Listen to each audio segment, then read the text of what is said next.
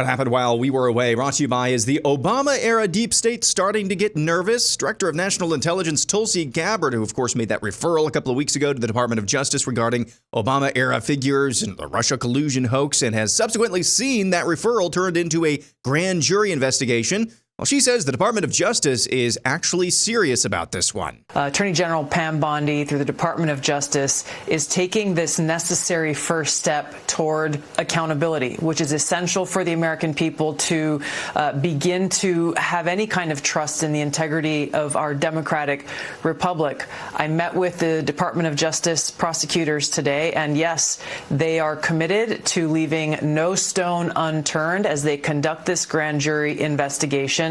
And find the truth. Obviously, we've already handed over the documents that we've declassified and released publicly over the last few weeks. They have more questions, and they're going to be really taking a deep dive into this, again, looking everywhere to find the truth and conduct this very serious investigation. Well, we will see. In Washington, D.C. this week, a DOGE staffer, you may have heard of him, he goes by the screen name Big Balls, spotted a woman being assaulted by a gang of youths and stepped in to shield her.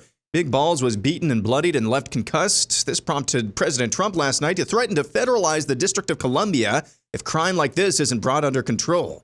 President Trump also took executive action yesterday, putting together a committee for the 2028 Los Angeles Olympics. At the presser for that event, he was asked again whom he believes is his heir apparent. I think most likely, in all fairness, he's the vice president. I think Marco is also somebody that maybe would get together with JD in some form.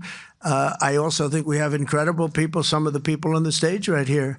So it's too early, obviously, to talk about it, but certainly he's doing a great job, and he would be probably favored at this point. In Texas, Governor Greg Abbott continues to talk tough against the Democrat state lawmakers absconding from the special session. Congresswoman Jasmine Crockett took the opportunity to mock him. But right now, the governor has decided that he wants to waste more of Texans' resources by deciding that he's going to send out the troopers. And listen, I don't even think that he's going to do that. I think he's just talking.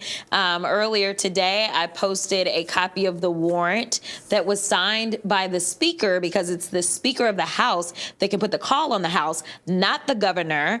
And no one came to get me last time. In fact, it is a cute little warrant that has a cute little frame on it. And so they like to talk a big game. Learning Chinese today. Today's phrase is, she's right until she's not anymore. 她是对的，直到她不再是对的。 HHS Secretary Robert F. Kennedy Jr. is halting $500 million in mRNA jab research for respiratory viruses. He lays out the reasoning why. Over the past few weeks, BARDA reviewed 22 mRNA vaccine development investments and began canceling them. Let me explain why. Most of these shots are for flu or COVID, but as the pandemic showed us, mRNA vaccines don't perform well against viruses that infect the upper respiratory tract. Here's the problem. mRNA only codes for a small part of the viral proteins, usually a single antigen. One mutation and the vaccine becomes ineffective. This dynamic drives a phenomenon called antigenic shift, meaning that the vaccine paradoxically encourages new mutations and can actually prolong pandemics as the virus constantly mutates to escape the protective effects of the vaccine. Millions of people, maybe even you or someone you know, caught the Omicron variant despite being vaccinated. That's because a single mutation can make mRNA vaccines ineffective. The same risk applies to flu. After reviewing the science and consulting top experts at NIH and FDA, HHS has determined that mRNA technology poses more risks than benefits for these respiratory viruses. And finally, love him or hate him, you cannot deny Donald Trump is one of a kind. Here he is yesterday on the roof of the White House. Mr. President, what are you doing up there? Come down and talk to us. What are you building? Are you considering more renovations, sir? Hello, Peter.